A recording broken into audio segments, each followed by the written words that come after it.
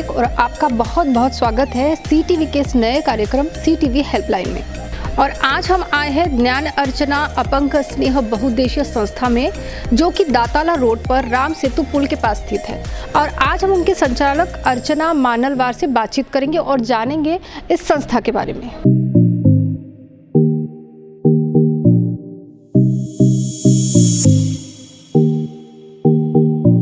अच्छा मैम, नमस्कार। बहुत बहुत स्वागत है आपका हमारे सीटीवी के कार्यक्रम सीटीवी हेल्पलाइन में। तो मैम, सबसे पहले मैं आपसे ये सवाल पूछती हूँ कि आपकी संस्था के बारे में आप हमें कुछ बताइए। नमस्कार मैडम। ज्ञानार्चना अपंग स्नेह बहुउद्देशीय संस्था, ये जो संस्था है 2015 में इसकी स्थापना हुई है। और ज्ञानार्चना ये जो नाम था, तो मैं पहले ट्यूशन्स लेती थी, कोचिंग क्लासेस थे, इसलिए वो विद्या से जुड़ के यानी एजुकेशन से जुड़ के वो ज्ञानार्चना नाम रखा गया। और 2012 से मैं ये काम करती थी कि स्टूडेंट के लिए, लेकिन 2015 में ऐसे लगा कि जैसे दिव्यांगों के लिए अपने को काम करना चाहिए, क्योंकि मैं भी खुद 90% दिव्यांग हूँ। तो 2015 से 18 तक जैसे अलग अलग टाइप्स के दिव्यांगों को जो हेल्प हो सकती है, जैसे मार्गदर्शन करना है, गाइडेंस करना है, उनने में बनाई हुई चीज़ें जो है उसको मार्केट दिलाना है, प्रदर्शनी भरवानी है, तो इस टाइप से हम काम करते थे। उसके बाद 2018 में ऐसी दिव्यांग महिला संपर्क में आई कि जिनको सपोर्ट की ज़रूरत है, जिनको घर से कोई सपोर्ट नहीं मिल रहा है, मम्मी पापा के पश्चात उनकी कोई हालत बिगड़ गई है, या कोई विलेज से जुड़े दिव्यांग महिला है कि जो अपने खुद को डेवलप नहीं कर पा रहे, तो उनकी समस्या जान के मैंने 2012 में दिव्यांग महिला आश्रय शुरू किया और तब से ये हमारा काम शुरू है। मैम, और आपके साथ में स्टार्टिंग में कोई था या फिर आपने अकेले ही ये सब कुछ किया? एक्चुअली मेरी खुद की इच्छा थी, लेकिन कोई ना कोई सपोर्ट करे तो ही अपन आगे जा सकते हैं। तो मेरे साथ शुरू में प्राध्यापक ज्योति राखुंडे मैडम और एक डॉक्टर रीना कामड़े मैडम, ये तो दोनों थे, और बाकी लोग भी मेरे साथ जुड़ते गए। और मेरी खुद की इच्छा जैसी थी वैसे वैसे वो लोग हेल्प करते गए मुझे।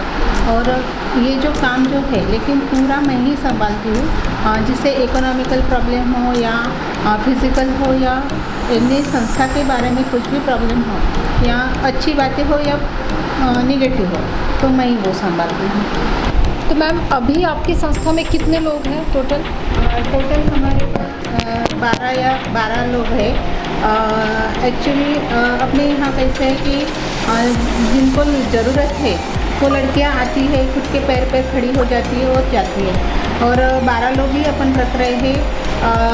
अब मैनेजमेंट ज़्यादा लड़कियां हैं, ज़रूरत है, आना चाहती है, लेकिन उनका अपन मैनेजमेंट नहीं कर पाते, क्योंकि अपने को थोड़ी दिक्कत थी कि अपनी एक बिल्डिंग जो है किराए की है और ज़्यादा एडमिशन लिए और कल खाली करना पड़े तो दिक्कत आएंगी, इसलिए अपन छोटे पे चला रहे हैं। देखिए मैम, ये बहुत बड़ी प्रॉब्लम है ना, तो इसकी जो आप ये जो कर रहे हैं इसमें तो बहुत सारी दिक्कतें भी आती होंगी, बहुत चुनौतियाँ आती होंगी, तो किस तरीके से आप उसका सामना करते हो, किस तरीके से ये प्रॉब्लम को सॉल्व करते हैं? दिक्कतें तो आती है, लेकिन उसमें भी जब वो दिक्कतों से अपन जाते हैं और वो सॉल्व होते हैं प्रॉब्लम, तो अपने को खुशी हो जाती है और अच्छा लगता है। वैसे ये है संस्था के बारे में।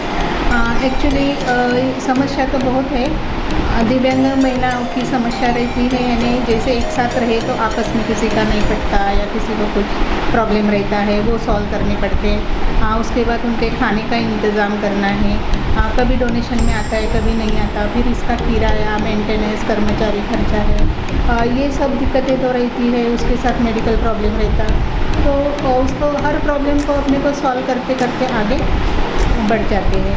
और जब ये प्रॉब्लम सब सॉल्व हो जाती है तो अपने को अच्छा लगता है, अपने को ये काम करते टाइम भी खुशी होती है, दिल से खुशी होती है। बहुत से लोग आते हैं, अप्रिशिएट करते हैं। तब हमने सुना है कि आप ये सोचते हो कि दिव्यांग होना ये एक अभिशाप नहीं है ना, उन्हें खुद के पैरों पे खड़ा होना चाहिए। तो उसके हिसाब से हमने ये भी सुना है कि आप कुछ उपक्रम जो है उन्हें चलाती है, उन्हें कुछ सिखाती है ताकि उन्हें कुछ रोज़गार मिल सके, तो उसके बारे में हमें बताया। तो जैसे जीना है, जो डिसेबल हो या सुदृढ़ लोग हो, किसी को भी ना पैसे की ज़रूरत रहती है, वो आर्थिक इकोनॉमिकल खुद के पैर पर खड़े होना ये बहुत ज़रूरी होता है। इसलिए और दिव्यांगों को ये बहुत दिक्कत आती है कि खुद का इकोनॉमिकल प्रॉब्लम स्ट्रॉन्ग करने के लिए।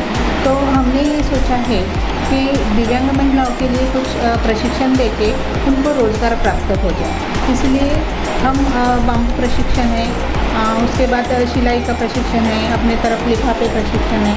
तो ये सब प्रशिक्षण देके वो लोग जो प्रोडक्शन बनाते हैं, चीज़ बनाते हैं, उस पर क्या होता है कि दिव्यांग महिलाओं को भी रोज़गार मिलता है और अपने संस्था चलाने के लिए भी अपने को हेल्प होता है। अच्छा मैम, ये दिव्यांग महिलाएं जो हैं यहाँ पे क्या क्या चीज़ें बनाती हैं और क्या कैसे मार्केटिंग और कैसा क्या होता है वो बताइए।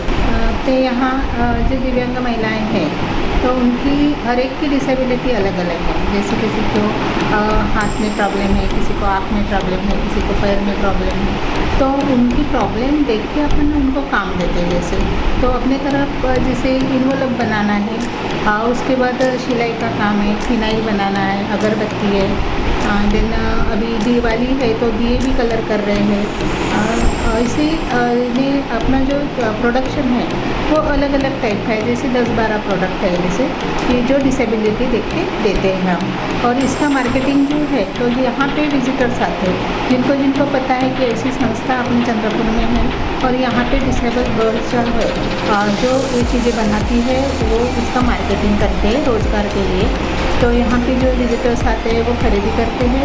और चंद्रपुर में जहाँ भी स्टॉल लगते हैं जैसे रोटरी क्लब है, इनरी क्लब है, यहाँ जैसे अग्रवाल जैन समाज है, तो ये अपने को इनवाइट करते हैं सर जो बचत गट है। तो ये लोग अपने को इनवाइट करते हैं और यहाँ पे जो भी एग्जीबिशन लगते हैं वहाँ पे अपने स्टॉल लगते हैं। जैसे अभी दिया का है, दिया शुरू नहीं, दिया कलर करना और ये जो काम शुरू है तो इसका मार्केटिंग जो है हम स्कूल में स्टॉल लगाते हैं। जैसे कांदा पब्लिक स्कूल है, इंदिरा गार्डन स्कूल है, ऐसे स्कूल में अप्रोच होते हैं और वो लोग परमिशन देने के बाद अपन वहाँ पे स्टॉल लगाते हैं। इस तरह अपनी मार्केटिंग होती है। मैम, हमने अभी अभी देखा कि आपने जो आपके संस्था में जो है वो बाम्बू का भी प्रशिक्षण दिया जा रहा था, तो उसके बारे में कुछ बताइए। हाँ ज़रूर मैडम। ये जो बाम्बू बास्केटरी प्रशिक्षण है और बास्केटरी में अलग अलग चटियाँ बनाना सिखाते हैं। और ये जो ट्रेनिंग दिया गया है अपने BRTC से, BRTC उनके तरफ से अपने को ट्रेनर दिया गया है और वो ट्रेनर आके 20 दिन हो गए। वो अपने को अलग अलग टाइप्स की चटाई और लैम्प बनाना, बास्केट बनाना ये सिखा रहे हैं। और ये जो है BRTC अपने को चटाई बनाने के लिए, जैसे दिव्यांग महिलाओं के लिए रोज़गार उपलब्ध होने के लिए वो लोग भी बहुत इंटरेस्टेड है कि दिव्यांग महिलाओं को रोज़गार मिलना चाहिए। वो लोग ऑर्डर करेंगे। जैसे BRTC की तरफ से अपने को चटाई बनाने का ऑर्डर आया तो हम उनका ऑर्डर कंप्लीट कर दे सकते हैं। जैसे अभी ये हैग है, हैग को जो चटाई लगती है, ये हैग को चटाई लगती है, ये वैसे चटाई अपन अपनी दिव्यांग महिलाएं बना के दे सकती है अभी ये प्रशिक्षण होने के बाद। और हमने अभी अभी ये भी देखा कि आपकी जो संस्था को काफ़ी पुरस्कारों से सम्मानित किया गया, तो किन किन पुरस्कारों से बताइए इसके बारे में। पुरस्कार तो मैडम बहुत मिले हैं क्योंकि दिव्यांग है और मैंने खुद के पर्सनल लाइफ पे भी उस पर मात करे और खुद के जैसे दिव्यांग महिलाओं के लिए भी काम कर रही हूँ। तो ये पूरा जो अपना चंद्रपुर का समाज है या बाहर है तो उन्होंने बहुत अप्रिशिएट किया है, प्रशंसा की है और ये अपना काम देख के उन्होंने अपने को सम्मानित किया। जैसे पुरस्कार बहुत है कि एक का नाम बताना मुश्किल है। अभी अभी नवराष्ट्र पेपर की तरफ से एक पुरस्कार हुआ था, अस्मिता पुरस्कार, वो भी मिला है। उसके बाद नवतारका स्वयं सिद्धा है, सावित्री की लेख है, उसके बाद तेजस्विनी, ऐसे बहुत सारे पुरस्कार है। इससे सब लिस्ट देखे तो ख़त्म नहीं हो जाएंगे। लेकिन मैम जो ये जो पुरस्कार मिलते हैं तो अपन पुरस्कार के लिए काम नहीं करते, काम के लिए पुरस्कार दिया गया है। और ये जो है जो अपनी उसके क्या बोलते कि आप आगे बढ़ने के लिए, हम आगे बढ़ने के लिए प्रोत्साहित किया गया है। तो इसलिए मैं चंद्रपुर से जितने भी पुरस्कार मुझे मिले हैं सबको धन्यवाद भी बोलती हूँ। चैनल के माध्यम से सबको मैं थैंक्स भी बोलना चाहती हूँ। मैम, आपकी संस्था को तो काफ़ी मदद मिलती होगी, है ना, लेकिन अगर किसी को आप तक पहुँचना है तो वो किस प्रकार से पहुँचे? हाँ मैडम, मदद तो मिलती है। जो लोग इन्हें समाज सेवा से जुड़े हैं और जिनको लगता है कि नहीं अपन ने कुछ अपने जीवन में भी कुछ करना चाहिए, खुद नहीं कर पा रहे लेकिन कोई कर रहे हैं तो उनको सपोर्ट करना चाहिए। ऐसे समाज जो है अपनी तरफ आते हैं और कुछ डोनेशन के रूप से या कोई सब्जी है, कोई अनाज है, ऐसे अपनी तरफ हेल्प मिलती है।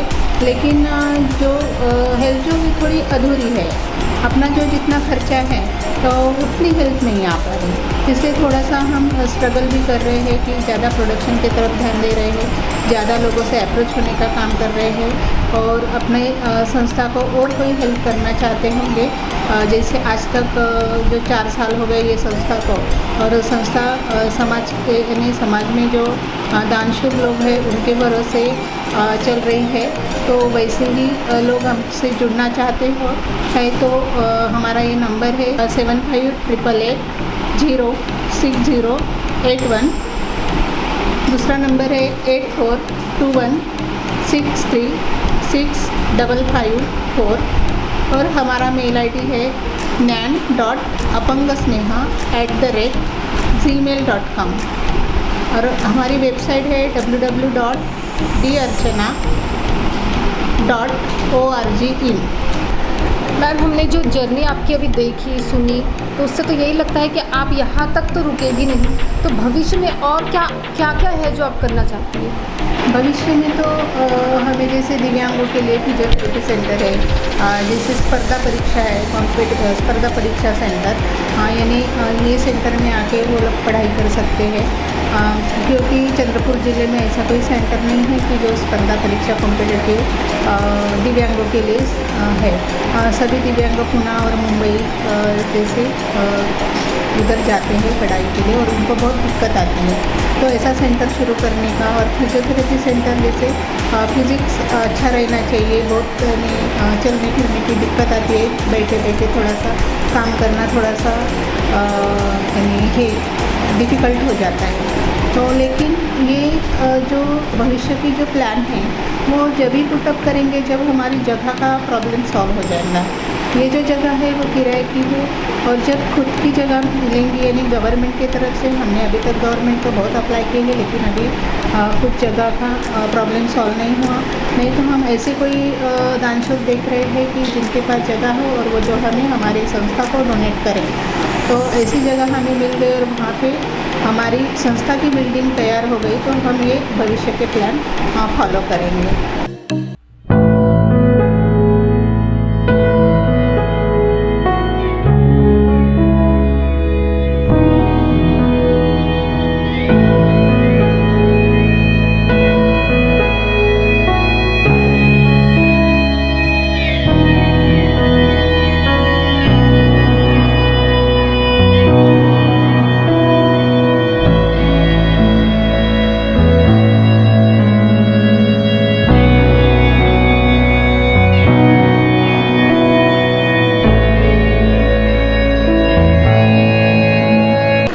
खिलखिलाता हुआ चेहरा नजर आया है। तो मैम, आपका नाम क्या है? मेरा नाम निर्मला गजबी है मैडम। अच्छा, आप अपने बारे में बताइए कि कैसे यहाँ पे आ गए, क्या क्या प्रशिक्षण ले रहे हैं और कैसा क्या चल रहा है?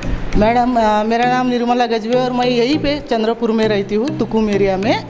तो हमारे व्हाट्सएप पे मैसेज आया था कि बाम्बू प्रशिक्षण हैंडीकैप वालों के ले रहे हैं, तो हम तुरंत मेरे हस्बैंड और मैं मैडम से मिलने आ गए और ये संस्था के बारे में सुने थे। लेकिन जब यहाँ पे आए और हमने देखा कि यहाँ पे क्या क्या बनता है और सब मतलब एक जैसे कि मैडम ने हमको दिखाया जो प्रोडक्ट यहाँ पे बनते हैं, तो हम इम्प्रेस हो गए कि नहीं, हमको ये करना ही चाहिए। और सर और मैडम दोनों की संस्था बहुत ही अच्छी है।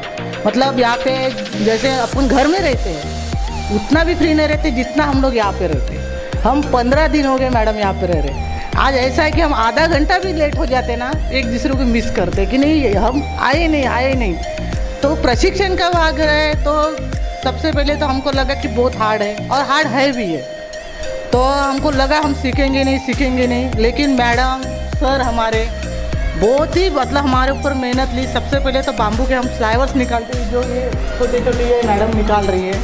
यहाँ से फिर हम लोग ऐसी जालियाँ बनाते हैं और वहाँ से फिर वो प्रोडक्ट जो यहाँ पे है वो बनाते हैं। और इससे हमें फ़ायदा ये है कि इससे हम हैंडीकैप लोगों को ये मैडम ने जो स्टार्ट किया है, इससे हमें एक नया बिजनेस भी मिल सकता है। हम खुद के पैर के ऊपर भी खड़े हो सकते, क्योंकि हमारे लिए अभी कुछ भी नहीं है, ना ड्यूटी है ना हमारा खुद का कुछ है। अगर हम ये सीखते हैं तो कल अगर मैडम भी ये संस्था में लेते हैं तो हम यहाँ पे आके करके 50 रुपये 100 रुपये कुछ भी जो हमको मिलता है वो हम कमा सकते हैं, क्योंकि हमारे जैसे और भी लोग होंगे। तो मैं चाहती हूँ कि ऐसे ही और प्रशिक्षण निकले, जिससे कि हैंडीकैप वाले लोगों के लिए और मैडम की संस्था के लिए और कुछ अच्छा बने। और मैं ये चाहती हूँ कि जो भी कोई ये देख रहा है तो वो आगे बढ़े और हम सब हैंडीकैप वाले लोगों के लिए थोड़ा हेल्प करें, संस्था को हेल्प करें, ताकि और हमको प्रोडक्ट करने के लिए हेल्प मिले। क्योंकि अभी मैडम अपने ऊपर से पूरे खर्चे से हमारे लिए कर रहे हैं। माहौल बहुत बढ़िया है मतलब, और हमारा माहौल इतना अच्छा है कि हम अभी तक गाने सुन रहे थे यहाँ पे, और गाना गाते गाते हमको ऐसे नहीं लगता कि हमारे सर है। उन्होंने कभी भी हमको प्रेशर नहीं डाला, और मैडम ने भी नहीं डाला, और जो प्रफुल्ल सर है उन्होंने भी नहीं डाला। हम सिर्फ अपने मर्जी से काम करते हैं और पूरा दिल लगा के कोशिश कर रहे हैं कि हम ये सीखे। 15 दिन हो गए, ऐसा लग रहा है कि और हमारे 15 हमने खुद होके और 5 दिन बढ़ा दिए हमारे। और मैडम को वही बोल रहे हैं कि अगर और मिलता है तो हमारी यही बैच ले। हमारे बैच में और 2 है जिनको थोड़ा कम दिखता है तो वो नहीं आए, लेकिन और हमारी यही बैच 10 लोगों की और मैडम ले, यही मैं चाहती हूँ। और मैं यही चाहती हूँ कि हमारी संस्था को आगे बढ़ने में थोड़ा हेल्प मिले, ताकि ये जो यहाँ पे रहते, हम तो बाहर रहते, लेकिन अगर कल को हमारी ज़िंदगी में कम ज़्यादा हुआ तो हम यहाँ पे अपना समझ के रह सके। और मैं गारंटी के साथ कहती हूँ कि मैं आधी रात में भी आऊँगी तो भी मुझे मैडम रहने देंगी, इतना मुझे भरोसा है। जैसा कि आपने देखा कि प्रशिक्षण तो ले रहे हैं लेकिन इन्हें सिखा कौन रहा है, तो वो सर से अभी हम मिलते हैं। सर आप बताइए कि ये जो प्रशिक्षण आप दे रहे हैं तो किस तरीके से सीख रहे हैं ये लोग, लगन से सीख रहे हैं, किस तरीके से सीख रहे हैं आपको? मैडम मैं PRTC से आया हूँ और मेरा नाम संतोष बजाइत है। मैं इनको आए बरोबर कुछ आता कि नहीं ऐसे यानी सैंपली फ्लावर निकाल के दिया, तो इन्होंने थोड़ी बार जाली बनाया। ऐसे लग रहा था कि ये हैंडीक्राफ्ट है तो बनाते कि नहीं बनाते, लेकिन बाद में ऐसा पता चला कि सब जन अपने अपने तरीके से बना रहे हैं। तो मेरे को भी ऐसे लग रहा कि इनको और अच्छी तरह से पढ़ाऊँ, तो मैंने पढ़ाना चालू किया। तो इन्होंने बराबर जालियाँ वगैरह अपने ढंग से बराबर बनाए। जो जैसे जैसे मैं बताते गया वैसे वैसे इन्होंने पूरा प्रशिक्षण कंटिन्यू करते गए। मतलब पूरी ईमानदारी और लगन से कर रहे हैं। हाँ, ईमानदारी और लगन से कर रहे हैं। और ऐसे ही स्टूडेंट मिलेंगे तो मेरे को और इंटरेस्ट आएगा कि इनको और बढ़ाऊँ, ऐसे स्टूडेंट मिलने को ना मिले। कितने साल से रह रहे हो आप यहाँ पे? मैं 3 साल से रह रही हूँ। क्या क्या सीखा अभी तक? मैं यहाँ पे लिफाफे बनाना सीखा, दिए बनाने सीखे। वो और कैसा अनुभव रहा, मतलब यहाँ पे माहौल कैसा है? बहुत अच्छा है। हमारी मैडम भी अच्छी है, सर भी अच्छे हैं, सब भी अच्छे हैं। यहाँ पे एक मौसी भी मुझे मिली है और मैं उनसे भी बात कर लेती हूँ। तो आप बताइए कब से आप? मेरा नाम शांताबाई धोंडीराम शिंदे है। मैं डिग्रस से आई, तो मेरे को अभी 17 तारीख को 1 महीना होता है यहाँ आई। तो मैं इधर आई थी, मैं चंद्रपुर में दीपक कटकोजवार के यहाँ मराठीत बोलते हैं, तर तिथं आली होती दीपक कटकोजवारच्या इथं। मग आता लोकांच्या घरी कसं राहायचं आपण इतके दिवस, मग त्याच्या पोरीला विचारलं इथं अशी संस्था आहे का, म्हटलं राहायची 1-2 महिन्यासाठी आहे म्हणे। मग त्यांनी मॅडमला फोन केला, तर या मॅडम म्हणल्या आजच या। मग मी आली 17 तारखेला। इथं आली तेव्हापासून एवढं चांगलं वाटत आहे, खूप पोरी पण चांगल्या आहे, मॅडमचा स्वभाव पण इतका छान आहे। अच्छा, एक आप ना अपनी दिनचर्या के बारे में बताइए कि कैसे कैसे आपका दिन जाता है, क्या क्या काम होता है? सुबह उठते हम 7 बजे उठते, 7:30 बजे प्रार्थना होती। प्रार्थना होने के बाद अभी ये लड़की से नहीं होता, कोई लड़कियां है तो उससे नहीं होता, तो फिर मेरा काम चालू रहता है ये झाड़ू मारने का, पानी मारने का, पानी डालने का, झाड़ू को रंगोली निकालने का, ये मेरा काम। फिर वो दूसरी उठती, वो चाय बनाती, सब अच्छा, सबको अपने अपने तरीके से काम है चालू, काम करते। सुबह का नाश्ता, चाय, खाना पीना, खाना वाना, हाँ, हाँ, खाना बहुत अच्छा रहता है यहाँ। खाना, नाश्ता, दोपहर का चाय, नाश्ता, खाने में तकलीफ नहीं है। जो मैडम खाएगी वही हमको खिलाएगी। और इधर कोई फल आया, कोई आया, कुछ मिठाई आई, वो भी हमको देगी। और बाहर का खाना भी आया तो हमको खिलाएगी। बहुत अच्छा है यहाँ की संस्था, इतनी अच्छी है कि कोई भी जैसी रहेगी, मेरी जैसी, जिस पर कोई मुसीबत आई तो सबने आने का यहाँ और रहने का, अपना घर समझ के रहने का, और ये संस्था अच्छी तरह से चलने को होना और बढ़ाने को होना, बस।